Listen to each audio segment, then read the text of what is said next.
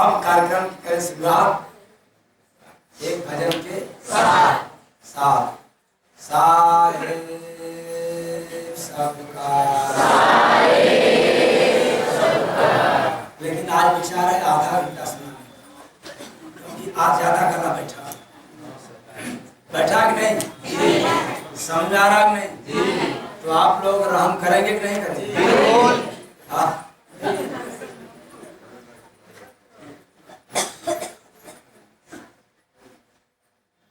बिना संत का कोई न पाया फुर्सत जग में काम से, गए नरक में सीधे भाई मिले नहीं जब राम से।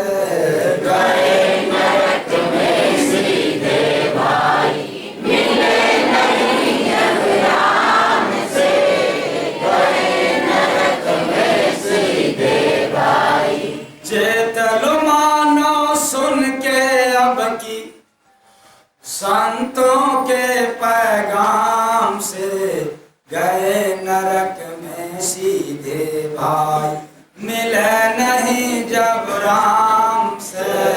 गए नरक में सीधे भाई मिले नहीं जब राम से, गए नरक में सीधे भाई। मानव काम यदि जो करता, मानव काम यदि जो करता, दूरी उसका राम से बनता, दूरी उसका राम से बनता। घट में राम दिखे ना बंद, जुड़े नहीं गुरु नाम से। क्या बात, राम नहीं दिखा क्योंकि गुरु के नाम से जुड़ा नहीं है। तो घट में राम दिखे ना बंद, जुड़े नहीं गुरु नाम से, गए नरक में सीधे भाई मिले नहीं जब राम से। गए नरक में सीधे भाई मिले नहीं जब राम से, गए नरक में सीधे भाई। मानव काम के बस जो रहता, मानव काम के बस जो रहता, मन मन से दुनिया में चलता, मन मन से दुनिया में चलता। बिना संत का मन है काम, फंसा दिया वह चाम से। कौन फंसा है? किसने फंसा दिया? मत फंसना। बिना संत का मन है काम, फंसा दिया वह चाम से, गए नरक में सीधे भाई मिले नहीं जब राम से। गए नरक में सीधे भाई मिले नहीं जब राम से, गए नरक में सीधे भाई।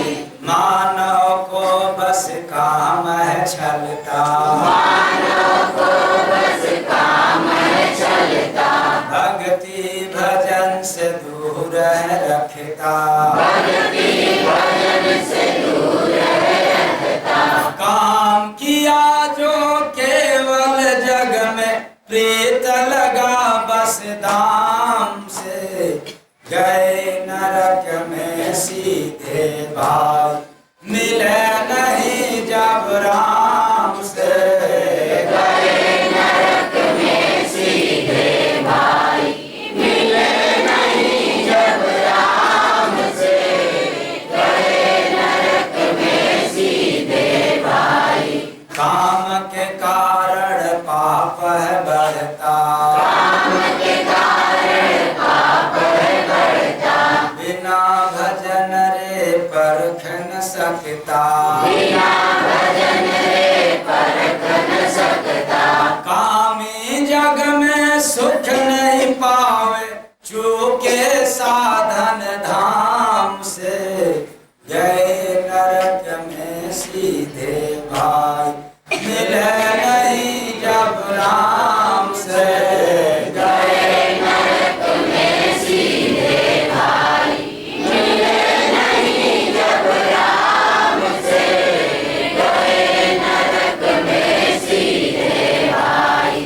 जय गुरु वंदे काम से बचता, जय गुरु वंदे काम से बचता, गुरु नाम जो दिन से दिन भजता, गुरु नाम जो दिन से दिन भजता, काम को जिसने मूल माना, रहे नहीं आराम से, गए नरक में सीधे भाई, मिले नहीं जब राम से, गए नरक में सीधे भाई, मिले नहीं जब राम से, गए नरक में सीधे भाई। बिना संत का कोई न पाया, फुर्सत जग में राम से, गए नरक में सीधे भाई, मिले नहीं जब राम से, गए नरक में सीधे भाई, मिले नहीं जब राम से, गए नरक में सीधे भाई। साहेब सबका,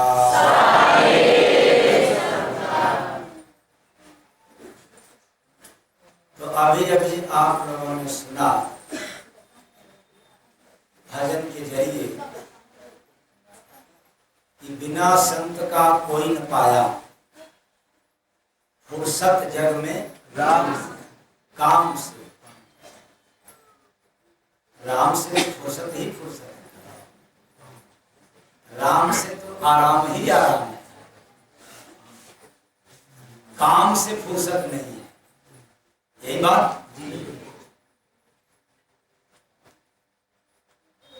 क्योंकि काम हमेशा बिजी रहता है, इसलिए जो काम की मार्ग पकड़ता है वो सदैव बिजी रहता है, काम बड़ा व्यस्त रहता है, काम की रूट की लाइन क्या है, व्यस्त। यहां तक कि काम की सभी रूटे, सभी लाइनें क्या है, व्यस्त है, इसलिए मानव पस्त है।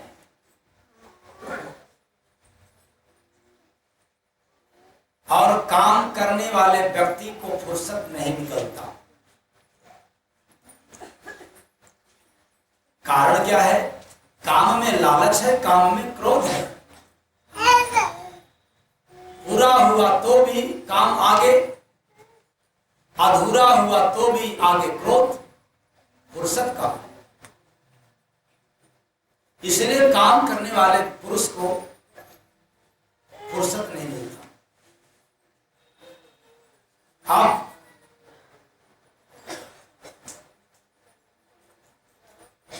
फुर्सत चाहिए काम से,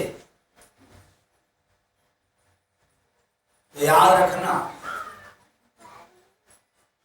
अपने दिमाग में एक बात, जैसे इतने लोग आप आकर के सत्संग सुन रहे हैं, कितने तो बहुत पहले से आ रहे हैं, कुछ लोग बीच में आना शुरू किए, कुछ लोग आज आए हैं, और कुछ लोग इसके आगे हर दिन आते रहेंगे। लेकिन आने का कोई माध्यम होगा, कोई न कोई रीजन होगा। बिना माध्यम का आपको सत्संग नहीं मिल सकता।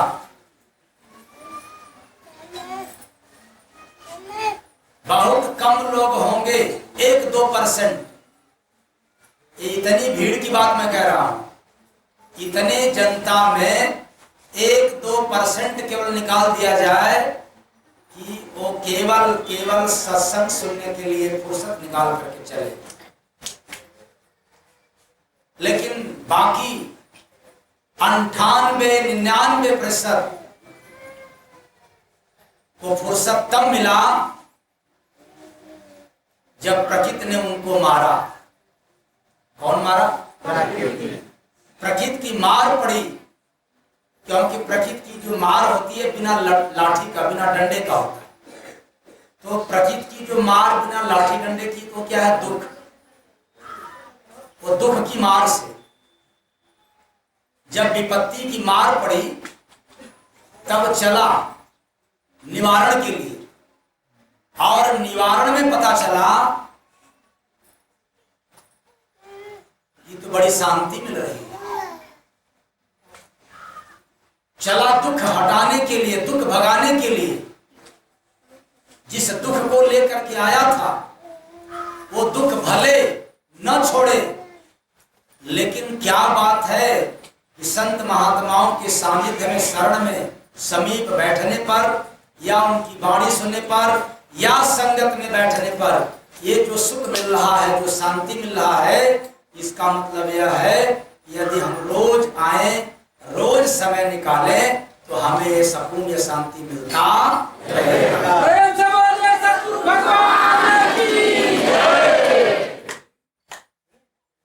तब धीरे धीरे धीरे संत के वाणी के प्रभाव से, गुरु के दया से फिर वह व्यक्ति काम से धीरे धीरे राम की तरफ चलता है।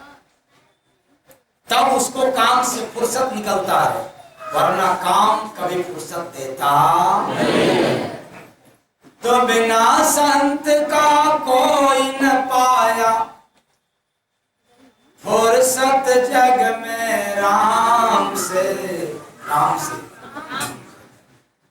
फुर्सत जग में काम से, गए नरक में सीधे बार, मिले नहीं जब राम से, गए नरक में सीधे भाई, मिले नहीं जब राम से, गए नरक में सीधे भाई।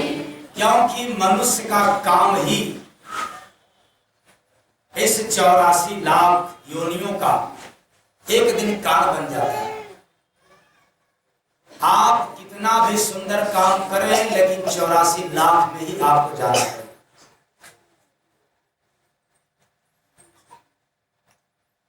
और 84 लाख से मुक्त होना हो तब क्या करना पड़ेगा? तब क्या करना पड़ेगा?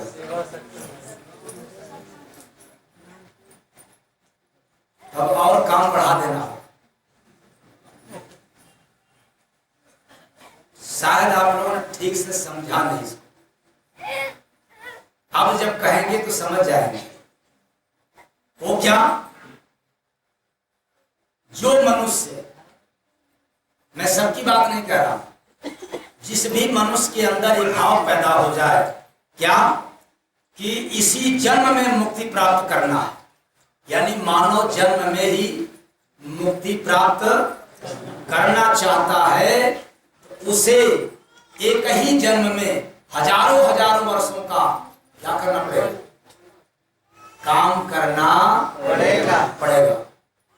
अरे ये क्या बात? हजारों हजारों वर्षों के बराबर काम करना पड़ेगा। इसलिए इसलिए मुक्ति पाने के लिए। क्या पाने के लिए? मुक्ति पाने के लिए। हाँ, लेकिन ये बात साधारण लोग नहीं समझ सकते। हजारों हजारों वर्षों का काम करना पड़ेगा, मतलब मानव जीवन पाए हो, अपना भी पेट भरना है, अपने परिवार का भी पेट भरना है, समाज को भी देखना है, और हजारों हजारों वर्ष का काम इसलिए मैंने बताया कि यह करते करते न जाने कितने युग बीत गया। वो कर्जा तुम्हारे ऊपर है पाप के रूप में, उस पाप को काटने के लिए भी तुम्हें पुण्य का काम, धर्म का काम करना पड़ेगा। सो मानव जन्म में ही उपलब्ध है, किसी और जन्म में आप नहीं कर सकते, इसलिए आपको करना पड़ेगा। कई कई वर्षों का आपको काम करना पड़ेगा, यानी अथक प्रयास करना पड़ेगा। काम भी करना है और हरि का नाम भी लेना है। क्यों? जब आप काम करोगे तो हरि नाम में फुर्सत नहीं मिलेगा, तो काम और हरि का नाम में द्वंद्व है। क्या? काम आपको हरि का नाम नहीं लेने देगा, बार बार काम अपने तरफ खींचेगा। किधर खींचेगा? अपनी तरफ खींचेगा और आपको खींचातानी में फंसना पड़ेगा, यानी जूझना पड़ेगा, युद्ध करना पड़ेगा। काम खींच रहा है, कैसे काम खींचेगा? काम के पास कोई रस्सी नहीं है देखने के लिए, लेकिन अनुभव की नजर से जब रखोगे तब आप रख पाओगे। क्या? काम के पास क्या है? लोभ है। काम के पास क्या है? क्रोध है। काम के पास लोभ है और काम के ही पास क्रोध है। ये दोनों अपनी तरफ खींचेंगे।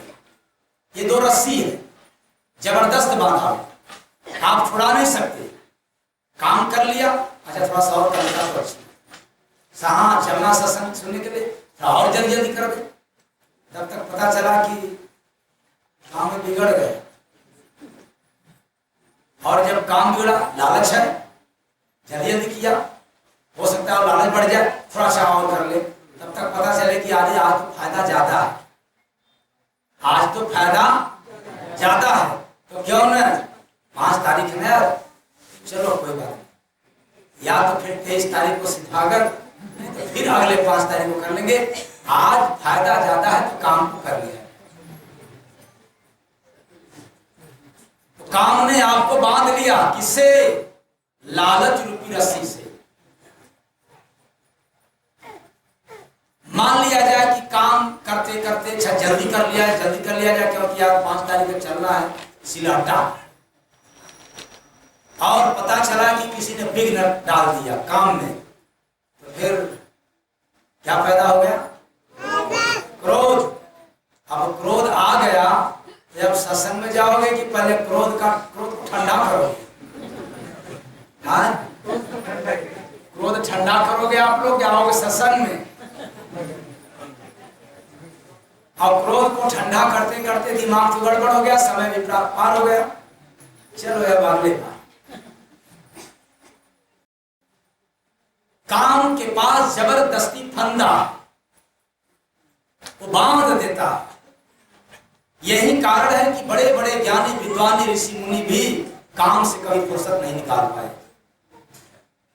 वो काम, चाहे काम करने वाला हो शारीरिक, चाहे वह काम क्रिया हो या काम वासना हो, जो भी व्यक्ति इसमें फंसा, अगर उसके पास सत्संग नहीं है, उसके पास विवेक नहीं है, तो फिर काम से वो कभी फुर्सत नहीं निकाल सकता। इसलिए काम की सभी लाइनें व्यस्त है। हाँ, व्यस्त। आज से आप लोग व्यस्त रखेंगे लाइनें कि लाइन खाली रखेंगे? हाँ, खाली रखेंगे। किसके लिए?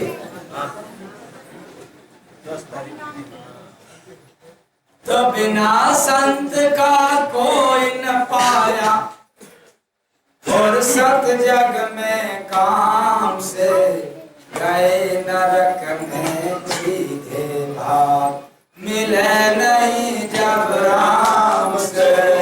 गए नरक में सीधे भाई, मिले नहीं जब राम से। गए नरक में सीधे भाई। काम का अर्थ है कधन आम, बराबर काम, कधन आम। इसका अभिप्राय कच्चा सुख। काम का अर्थ है कच्चा सुख। पक्का सुख नहीं। कच्चा सुख चाहिए तो क्या करना? काम। अब पक्का सुख चाहिए तो क्या करना? हरि का कौन सुख चाहिए आपको? झूठ मत बोलो। इसके पहले कहाँ थे? इसके पहले कहाँ थे? यही तो मैं कहना चाहता हूं कि बिना संत का कोई न पाया, फुर्सत जग में राम से, गए नरक में सीधे भाई, मिले नहीं जब राम से, गए नरक में सीधे भाई। गए नरक में। इस धरती पर जितने लोग आए काम करते करते और चले गए कहाँ? नरक में। अगर काम करने वाले सभी लोग स्वर्ग में जाते तो फिर बताओ काम का ही गुण गाया जाता है या हरि का नाम? काम का। लेकिन किसका गुण गाया जाता है? जो काम करके मर गए या जो हरि का नाम लेकर चले गए? हरि का नाम लेकर। तो फिर आप लोग कहाँ थे इस सब इतना दिन? किस इतिहास भूगोल में फंसे थे? किस गणितज्ञ में आप लोग माहिर थे? आप लोगों के पास धर्म की पुस्तकें थी, किस लिए अध्ययन नहीं कर पाया? आप ही के समाज में संत महापुरुष थे, क्यों नहीं गया?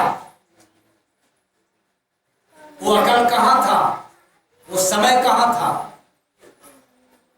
इसका मतलब यह हुआ कि हमें अभी काम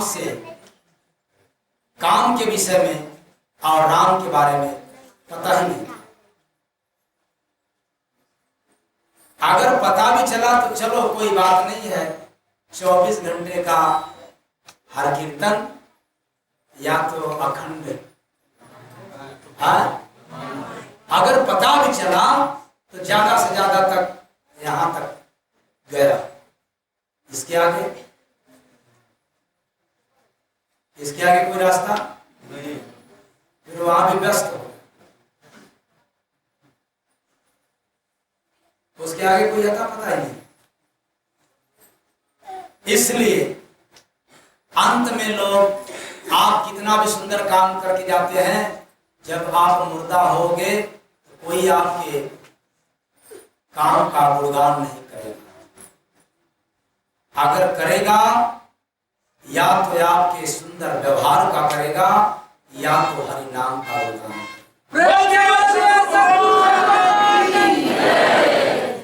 आप इस धरती पर आए हैं, इस समाज में जितना जस का काम किया है इसका गुणगान होगा। बाकी तो कितना भी धन कमा करके जाना, लेकिन कोई आपके धन का गुणगान नहीं कर सकता। आप कितना सुंदर थे, कितना गोरा था, इसका भी कोई गुणगान बखान करने वाला नहीं। आप कितने महंगा महंगा कपड़ा पहन करके मर गए, इसका भी कोई गुणगान बखान करने वाला नहीं। करेगा क्या कोई? आप लोग फंसे क्यों? क्यों फंसे हो? देखो, इसलिए साधु महात्मा जान गए कि पोशाक से कोई लेना देना नहीं है, तो अपना सरल सरल सस्ता से सस्ता क्या पहनते हैं। हनुमान जी साधु थे, उनका पोशाक। शंकर जी साधु थे, उनका पोशाक। तपस्वी थे, लेकिन कोई उनका पोशाक देख करके पूजा करता है या उनका व्यवहार गुणगान?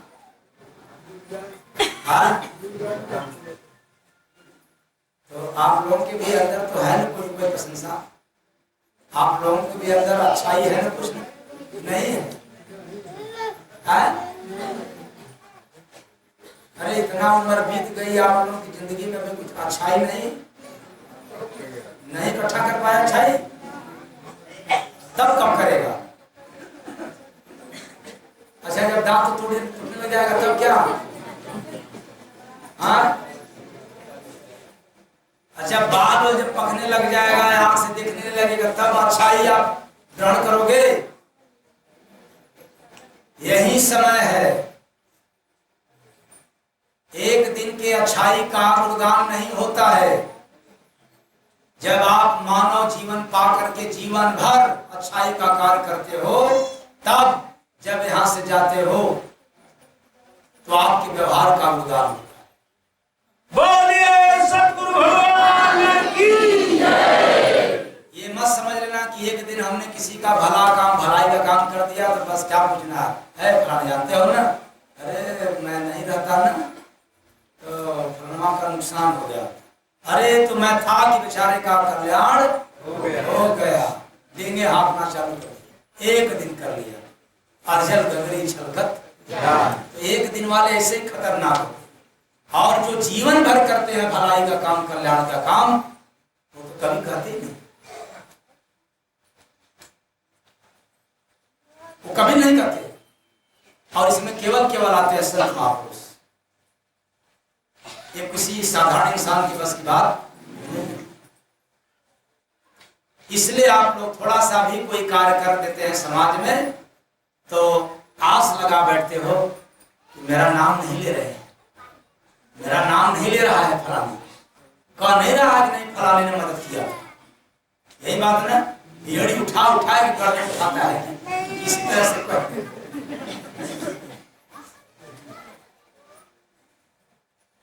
चेतन प्राणी, काम का अर्थ है कच्चा सुख। जो मेरा सुख है वो मेरे बाहर है, इसलिए आदमी बाहर सुख मिलेगा काम करने में तो तलाश करता है, एक न एक काम करता है सुख पाने के लिए बाहर। और ध्यान का अर्थ होता है कि जो मेरा सुख है वो मेरे अंदर है। काम का सुख कहाँ है? बाहर, इसलिए बाहर दौड़ता है। ध्यान का सुख कहाँ है? अंदर, इसलिए कहाँ जाता है? अंदर। तो कच्चा सुख चाहिए तो बाहर, पक्का सुख चाहिए तब अंदर। तो बाहर तो कोई मार्ग ना भी दिखाए तो आप देख लोगे, क्योंकि आपके पास आंख है, ठीक, चमड़े की आंख, ममता की आंख, माया की आंख, जाली मां। और पक्का सुख चाहिए तो अंदर जाना पड़ेगा। तो अंदर इसलिए हम लोग नहीं जा पाते कि काम का पर्दा पड़ा है, विषय वासना का पर्दा पड़ा हुआ है, उस पर्दे से आंख बंद है। कौन? ये दो आंख नहीं, ये दो आंख तो खुली है। वरना देख लेना जितनी स्त्रियां हैं इनके आंख पर पर्दा डालो तो भी वो देख लेंगी। बोले आप गलत है कि सही है? अगर आप लोगों की आंख पर भी कोई पर्दा डाल दे, यानी खुद ही आप लोग घूंघट वाली हो, तो लख लेती हो नहीं? पर्दे में भी लख लेती हो नहीं आप लोग? और अच्छी तरह से लख लेती हो। बल्कि बिना पर्दे वाले बेचारे पुरुष हैं वो भी आप लोगों के सामने फीका हो जाते। जितना बखूबी आप लोग लख लेती हो पर्दे में, उतना ये लोग बेपर्दे के तो भी नहीं लग पाते।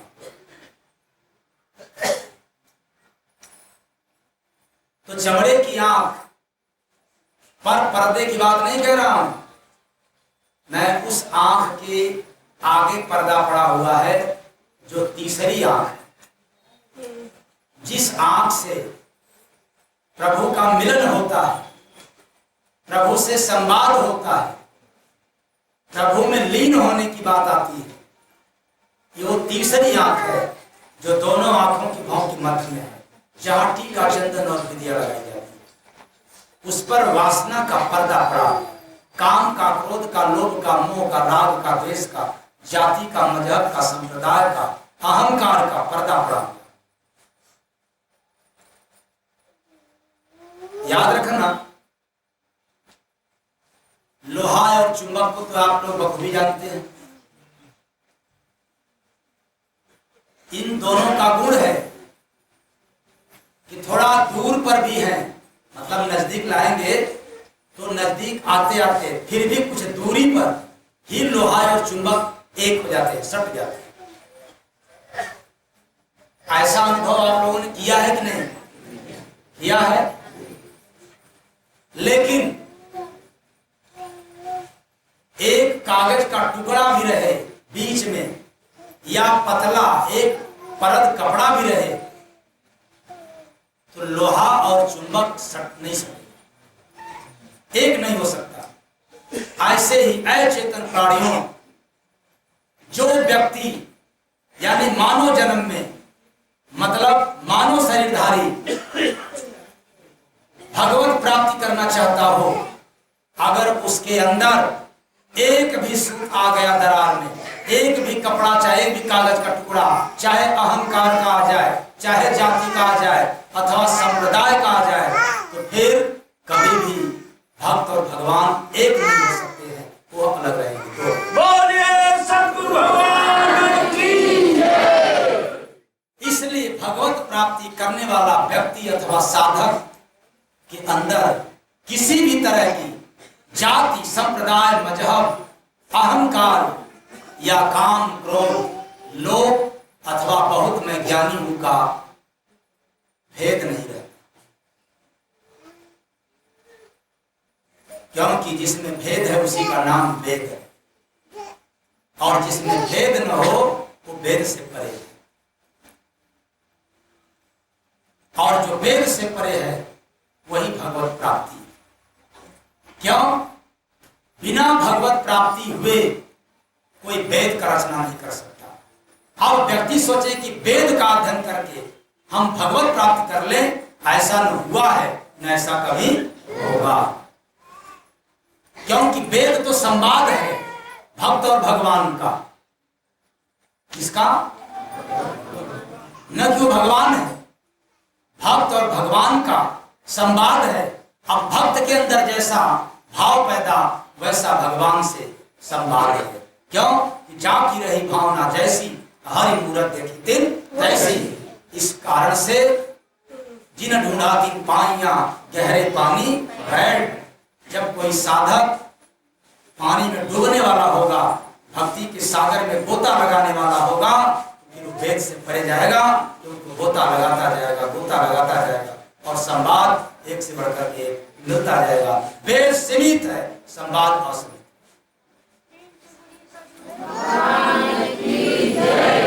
यही कारण है कि संत महात्मा जिधर चलते हैं उधर पंथ बन जाता है, उधर लोग चलने लग जाते हैं। वो बनाता नहीं, बना बनाया है। मात्र एक ही कारण है कि संसार में कोई संत को बनाता नहीं है, वो तो बना बनाया है।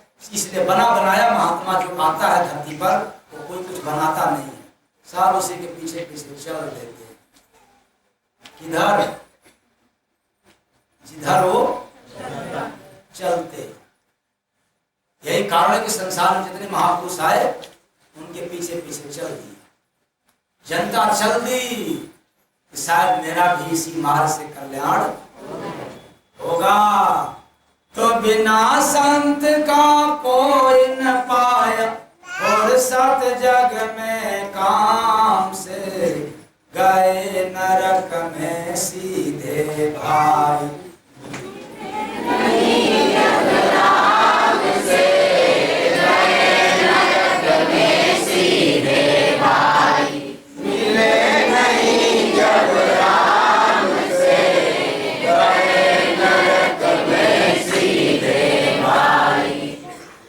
काम बहुत खतरनाक है, हर मानव को व्यस्त किया रहता है, और व्यस्त जीवन में आप निकाम बन करके चले जाते हैं। इसलिए आपको निकाम केवल बने रहना हो तो सुंदर सुंदर अच्छा अच्छा काम करना, तो भी अंत में आपको पुरस्कार में क्या मिलेगा? निकाम। पुरस्कार में निकाम मिलेगा, क्योंकि काम बड़ा सुंदर किया। और ना समझ में आए मेरी भाषा तो अपने अपने घरों में बुजुर्गों को देख लेना। किसको देख लेना? जिंदगी भर बेचारा वो कार्य किया होगा,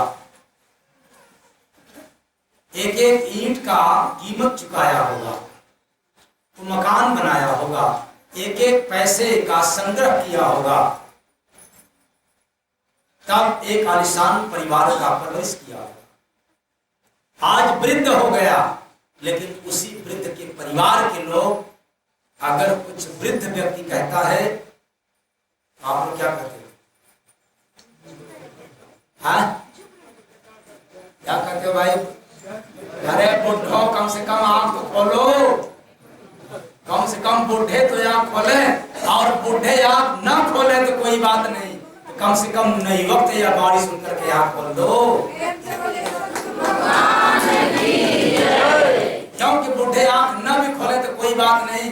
अब तो वो भी कहते हैं कि अब तो समय हो गया, कहाँ पर कहाँ जाओगे, क्योंकि आप तो खुला ही नहीं, तो पता नहीं कहाँ जाएंगे। तो जो बूढ़े नहीं हुए कम से कम हुए तो आप खोल लें, तो मुझे भी लोग बुढ़ापा में क्या कहेंगे? जितने लोग बेटा बेटी और बहू के मुंह में फंसे हुए हैं, मैं उनको कहना चाहता हूं, तेरा हाल क्या होगा? वही न होगा जो लोगों का हो रहा है। अब उससे बचना है, तब क्या करना होगा? अब उन्हीं परिवार के काम से, उसी बेटा बेटी, उसी औलाद, उसी संतान के काम से अब आपको फुर्सत निकाल करके हरि नाम लेना पड़ेगा। और नहीं तो फिर आपको यही लोग निकाम साबित करेंगे पुरस्कार में। किसमें?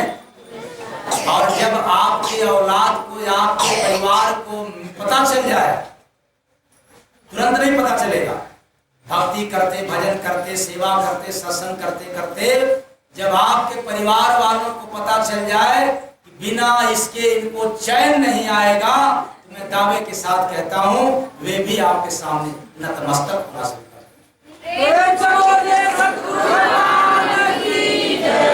लेकिन बड़ी गहरी बात है इसमें, जब तक उनको ये न पता चले तब तक आपको नतमस्तक होना पड़ेगा।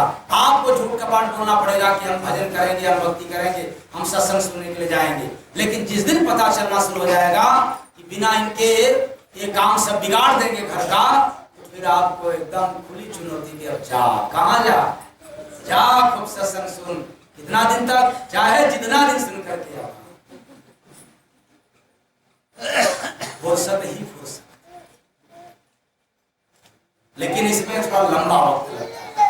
यही कारण से रामचरितमानस में गोस्वामी दास जी ने दर्शाया कि जब बहुकाल करी सत्संगा, बहुत समय तक, यानी एक दिन में सत्संग समझ में आ जाए तो आप अपने परिवार वालों को समझा सके।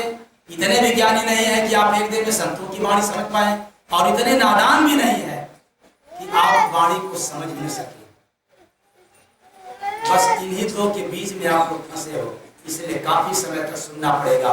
सुनते सुनते सुनते जब आप आदी हो जाओगे, अभ्यासी हो जाओगे, तब आपको फुर्सत ही फुर्सत मिलेगी। किससे? काम से। और जब जो व्यक्ति काम से फुर्सत निकाल देता है, वो वही उसी व्यक्ति को काम सलाम करता है।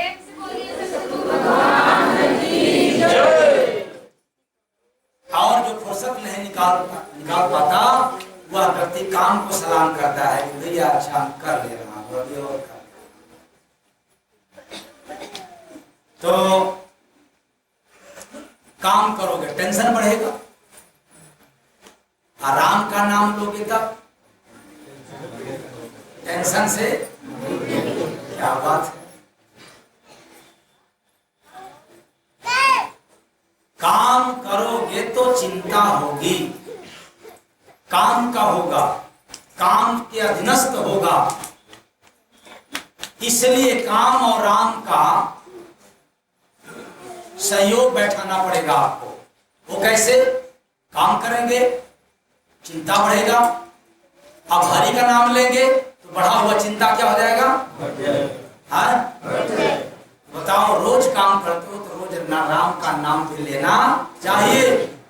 अब आप कभी कभी हरि का नाम लोगे और रोज काम करोगे, बताओ चिंता बड़ा होगा या सुख बड़ा होगा? चिंता बड़ा होगा। और जिसका चिंता बढ़ गया तो जिंदा ही है, क्योंकि चिंता इंद्रियों की वासना का मापदंड है। चिंता इंद्रियों का, किसका? इंद्रियों की वासना का मापदंड है। बहुत खतरनाक है। ये जिंदा जला है, बिना आग का जला है। जब भी चिंता हो समझ लेना जरूरत से ज्यादा डिमांड हो गई है। जब भी आपको चिंता सताए, चाहे मोह के कारण, पेंशन के कारण या किसी भी कारण से, भोजन के कारण, अपमान के कारण, अपने कारण, एक बार जरूर याद कर लेना आज से कि आवश्यकता से ज्यादा मैं सोच रहा हूं, इसलिए हमें चिंता सता रहा। बोलिए सतगुरु भगवान की। क्योंकि समझ लेना कि जरूरत से ज्यादा की मांग हो रही है, इसलिए वासना प्रकट हो गई।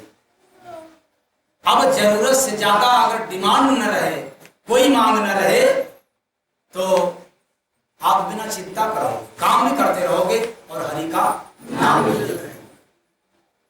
तो जरूरत से ज्यादा मांग हो जाती है, जरूरत से ज्यादा किसी को याद करने लग जाते हो। तो आज से अंतर रखना। और मैं तो कहा था कि आज हम कितने समय तक सुनाऊंगा? आधा घंटा हुआ कि नहीं? तो यही आप लोग मेरे ऊपर दया कर रहे हैं।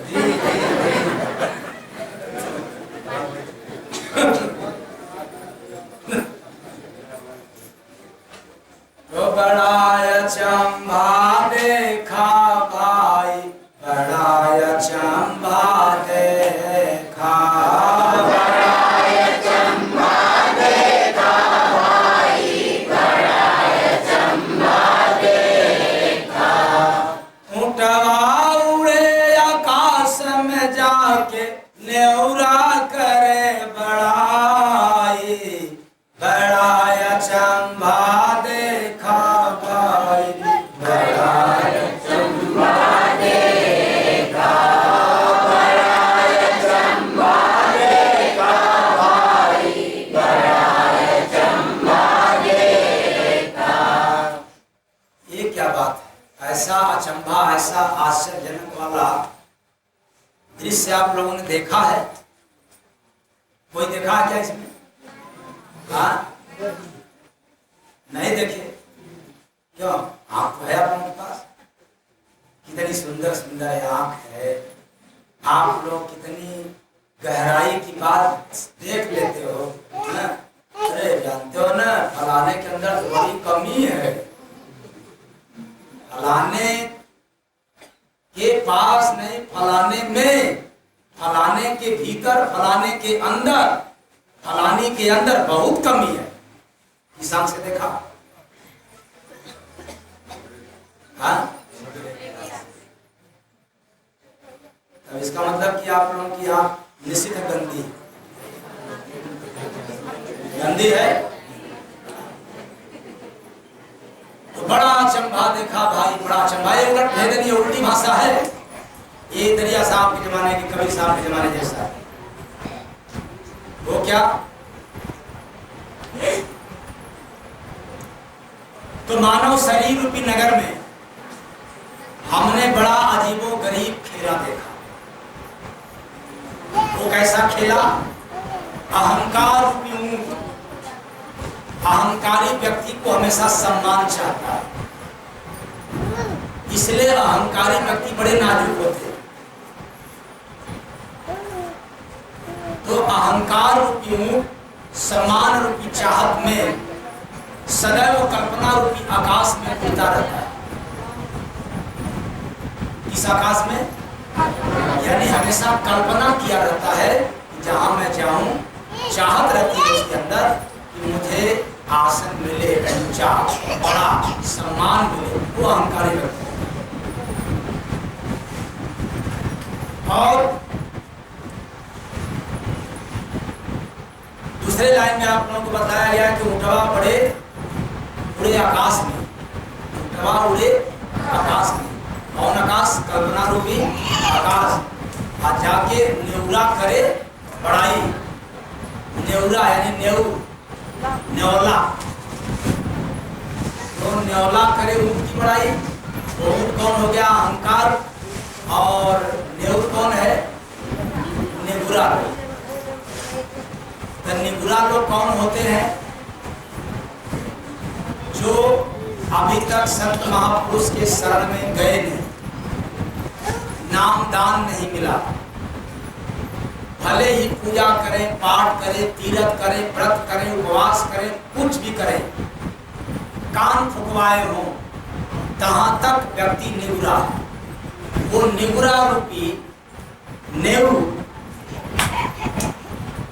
निगुरा रूपी नेऊ चमचा रूपी दास बनकर के हमेशा गुणगान करता है, हमेशा बखान करता है। यानी मन मतानुसार लोग गुणगान बखान करते हैं, अहंकारी करते हैं, यानी ऊंट का। तो अजब गजब सब देखा खेला, अजब गजब सब देखा खेला, शेर बना बंदर का चेला, शेर बना बंदर का चेला। शेर किसका चेला है? बात उल्टी है, कबीरदास की उल्टी बानी, बरसे कम्बल भीगे पानी। अब आपको सीधा करना है, यही बात। तो शेर कौन? आत्मा। जैसे जंगल का शेर कौन होता है? जंगल का राजा कौन होता है? शेर। वैसे ही संसार रूपी जंगल का राजा कौन है? आत्मा। अलग बात है कि वो काल के अधीन है, तब तक जब तक उसको संत महापुरुष नहीं मिले। लेकिन कितनी बार जन्म मरण के फेरा में बंधे, फिर भी आत्मा ही रहेगा। तो ये आत्मा रूपी से बंदर कौन? बुद्धि रूपी बंदर। जैसे बंदर एक डाल पर स्थिर नहीं रहता, उसी तरह से मानव की बुद्धि भी एक जगह पर स्थायी नहीं रहती। इसलिए बुद्धि की संज्ञा किसके बराबर दिया गया? बंदर के समान।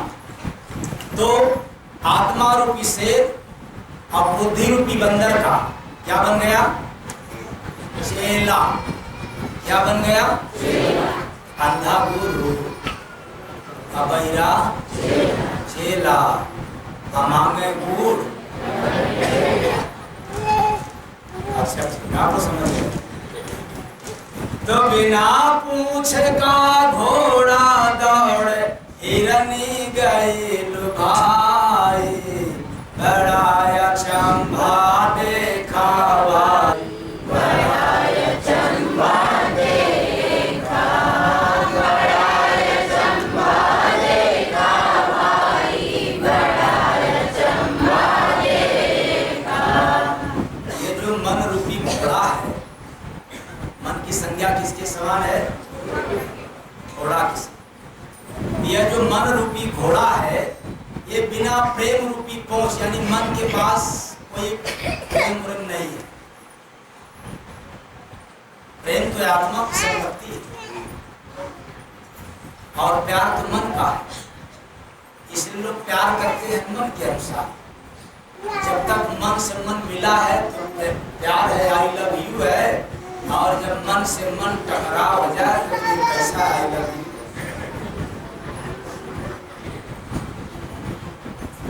और प्रेम में तो टकराव होता ही नहीं, इसलिए इसमें कोई बिखराव नहीं होता। तो इस मन रूपी घोड़ा बिना प्रेम रूपी पूंछ के संसार रूपी मैदान में दौड़ रहा है, यानी मन के पास प्रेम नहीं है, फिर भी संसार में दौड़ लगा रहा है। और जब ही प्रेम हो जाएगा मन के पास, इसका दौड़ चाल बंद हो जाएगा। क्यों?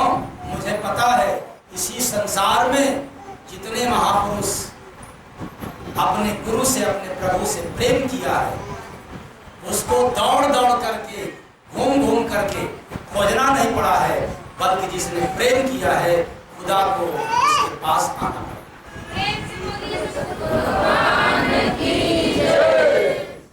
तो गीदड़ के संग बिल्ली नाची,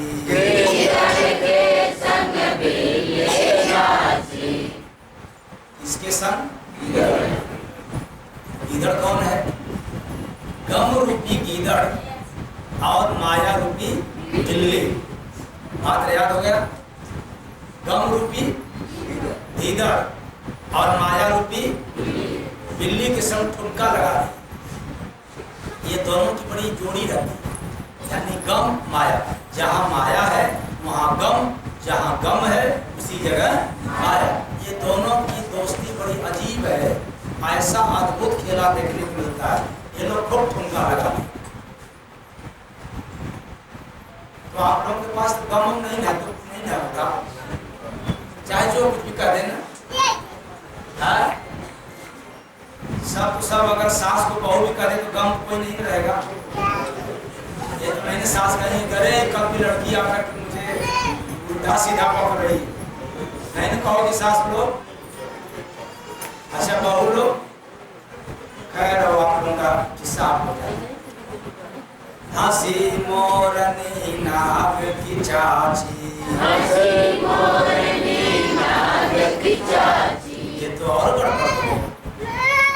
वो क्या? मजबूरी रूपी मोरनी और दुख रूपी मुख से। मोरनी कौन? मजबूरी। आप लोगों के पास माया से मजबूर, काम से मजबूर, क्रोध से मजबूर हो जाते हो ना, मोह से मजबूर होते हैं नहीं। इसलिए मजबूरी रूपी मोरनी और दुख रूपी मुख से हंसने लगता है। तो पी के भांग नशा में सियरा जम के ढोल बजाए, बड़ाया चंबा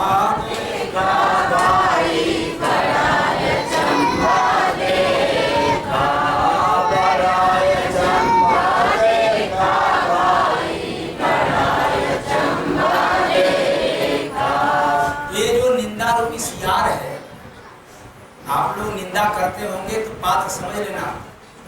निंदा रूपी, निंदा रूपी याद हो गया कि नहीं? आप लोगों ने याद कर लिया ना?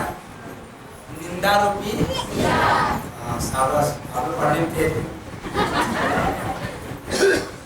तो निंदा रूपी सियार अवगुण रूपी ढोल बजा रहा, यानी जो निंदक होते हैं वो गुण का बखान नहीं करते। किसका करते हैं? तो अवगुण रूपी ढोल बजा रहे हैं। और वो कैसे? भोग रूपी भांग पी करके, भोग रूपी भांग पीकर आदत रूपी नशे में अवगुण रूपी ढोल बजा रहे हैं। कौन बजाने वाला है? सियार, यानी निंदा रूपी। तो बना नगर में सुअर राजा, हमने मानव शरीर रूपी नगर में जा करके देखा। ऐसे नहीं कह रहा, जो हमें गुरु महाराज ने दिखाया वही बात मैं कह रहा हूं। मैं कहीं से लिखाई बात नहीं कह रहा हूं, किसी का सुनी सुनाई पिटाई बात नहीं कह रहा हूं। जो हमारे गुरु महाराज ताजा ताजा दिखाते हैं शरीर के अंदर जाने के बाद, वही मैं आपके सामने राज खोल रहा हूं। अगर आप जाओगे वेद पुराण का अध्ययन करने में तो नहीं मिलेगा ये। क्योंकि कबीर साहब भी अपने जमाने में आए थे तो वेद से परे की बात सुनाया था।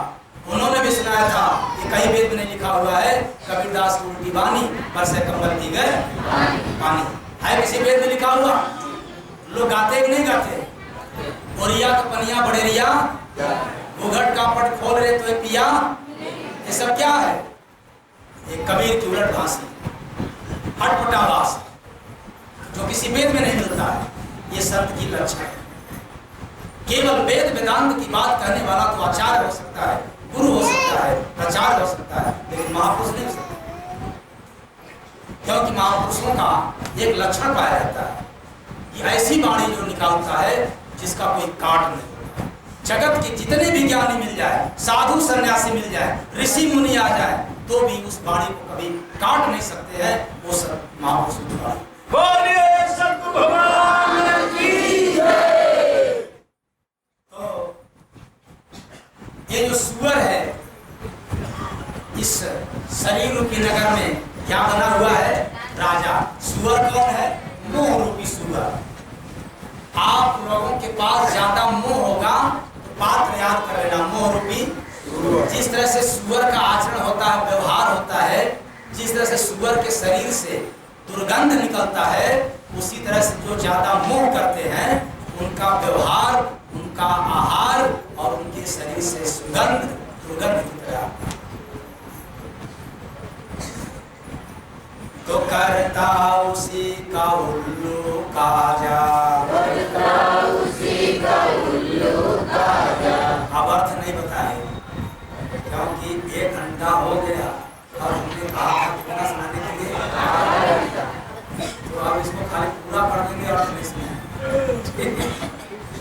सुर उठा के हाथी हरदा आधा राग सुनाई। बस बड़ा चंबा देखा, भाई बड़ा चंबा। भालू की मौसी है बागिन, भालू की मौसी है बागिन। बनी सहेली उसकी नागिन, बनी सहेली उसकी नागिन। मुर्दा सारे बोल रहे हो जिंदा रहे। चुपाई बड़ा चंबा। अर्थ नहीं बता रहे? हाँ अच्छा मैं समझ रहा हूँ, समझने में आप लोगों को दिक्कत हो रही, लेकिन सब नहीं बताएंगे। अरे मुर्दा जिंदा का मतलब जो नकली ज्ञान सुनाते हैं मुर्दा के समान है, और जिसको असली ज्ञान होता है वो शांत है, वो चुप है। जिंदा है चेतने वाला, जाग जाने वाला। मुर्दा कौन? अज्ञानी जो लिखा पढ़ी बात सुनाता। तो लाद के गठरी चिमटी जाती, लाद के गठरी चिमटी जाती। जय गुरु बंदे गुड़ नहीं पाती, जय गुरु बंदे गुड़ नहीं पाती। हाँ, जब कबीर साहब सुनाते थे अपने जमाने में तो कबीर का नाम था। कबीर दास की उल्टी वाली। दरिया साहब सुना रहे थे तो दरिया साहब का नाम, और इस समय ये नाम जय गुरु बंदे नाम से। इसलिए बिना बुझाए पद जो बूझे लूंगा गुरु बनाए। बड़ा चंबा देखा भाई, बड़ा चंबा देखा। बड़ा चंबा देखा भाई, बड़ा चंबा देखा। लेकिन एक शर्त है, बिना बुझाए, क्योंकि इस उलट भेदनी का, उल्टी बात का आधा से ज्यादा बुझा दिया था, यानी अर्थ बता दिया था, और आधे से कम अर्थ नहीं बताया। फिर भी इसमें है कि बिना बुझाए पद जो बूझे लूंगा गुरु बनाई। बड़ा चंबा देखा भाई, बड़ा चंबा देखा। अरे हमें भी याद है कबीर साहब की पुस्तक पढ़ने से। क्या याद है कि समय समय पर जगह जगह पर कबीर साहब ने भी ललकारा कि जो पद पूछे मैं उसका चेला बनने को तैयार हूं। प्रेम से बोलिए सतगुरु भगवान की जय। और बात वही है, मैं भी संसार में आया हूं इंसान के रूप में। मैं गुरु नहीं बनना चाहता हूं, हम चेला बनने के लिए तैयार हूं, बस कोई गुरु मिल जाए। पूछने वाला मिल जाए, समझने वाला मिल जाए, समझाने वाला नहीं। समझाने वाले तो बहुत मिलेंगे, हमें समझने वाला चाहिए। जो समझ जाए हम उसका चेला बनेंगे। तो इसलिए आप लोगों से मैं कहना चाहूंगा कि काम करोगे तो कभी नहीं समझ पाओगे, हरि नाम का आधार लोगे तब आपका समझ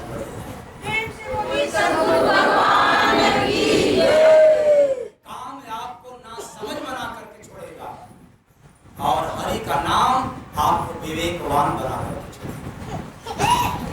इसलिए सहारा देना चाहिए, काम से फुर्सत निकालो। तो बिना संत का कोई न पाया फुर्सत जग में काम से।